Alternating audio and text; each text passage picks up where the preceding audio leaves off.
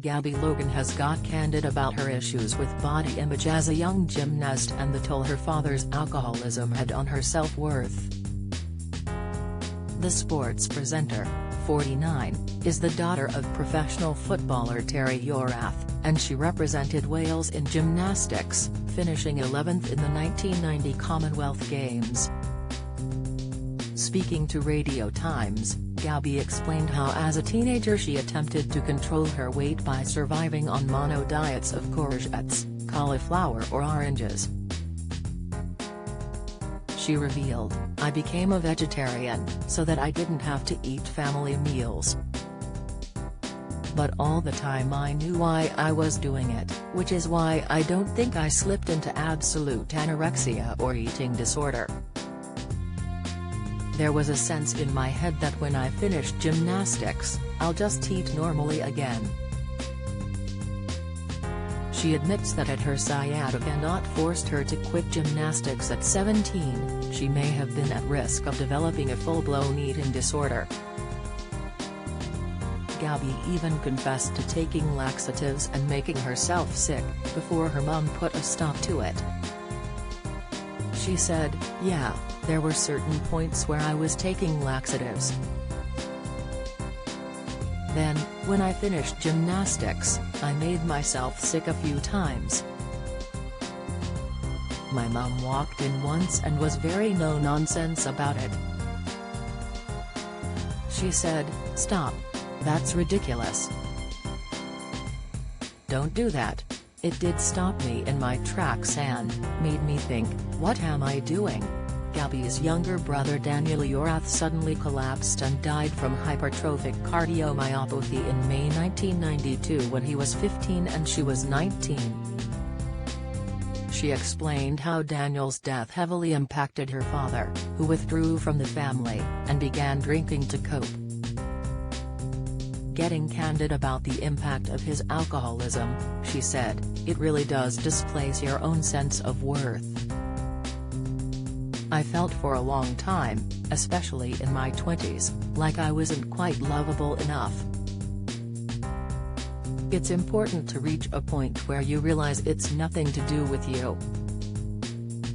It comes after Gabby revealed she suffered with suicidal thoughts after her brother's sudden death. Reflecting on her heartbreak as she wrote about the tragedy in her new memoir, The First Half, Gabby confessed she had asked the chemist if she could take something that would make it all go away. Speaking about the writing process, she added to the Radio Times, "I was thinking, I don't know, I've got it in me to keep doing this." Gabby has previously spoken about the cataclysmic long-lasting impact of her brother's sudden death. She said her family was shattered into a million pieces after Daniel keeled over and died while playing football with their dad. She said the traumatic incident defined her youth and affected the way her family lived the rest of their lives. Speaking on the Game Changers podcast in 2020, she said, "He died of a condition called hypertrophic cardiomyopathy, which is sudden death effectively. We had no warning. He had a congenital heart defect which meant that from the outside and ostensibly his fitness was just beyond He was in the top 0.00%. She said that even now, almost 28 years later, she and her family are still coming to terms with the ramifications of Daniel's tragic death.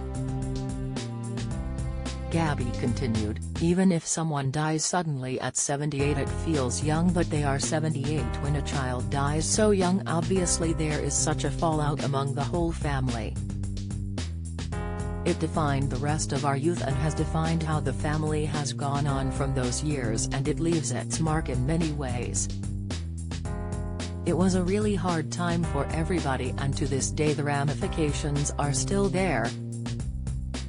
Elsewhere in her chat with Radio Times, Gabby also opened up about moving to London at the height of her TV career success and how it caused her to self-destruct.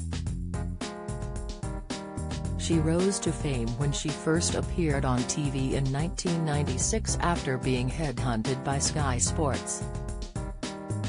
She told the publication, "There was a bit of self-destruct.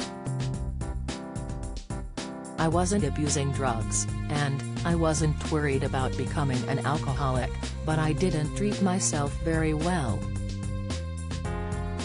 I wasn't in positive relationships." Gabby explained that if she had not pursued therapy she would not today be married to her husband. She tied the knot with her husband Kenny Logan in 2001 and is the mother to twins, son Ruben Makara Logan and daughter Lois Maya Logan. The star said, "I don't think he'd be married. I wouldn't have allowed myself to be in a nourishing relationship." You can read the full interview on Radio Times. If you have been affected by this story, you can call the Samaritans on 116 123 or visit www.samaritans.org. If you need help or support for an eating disorder or body image issue, please call Butterfly's National Helpline on 1-800-334-673 or email support@thebutterflyfoundation.org.au.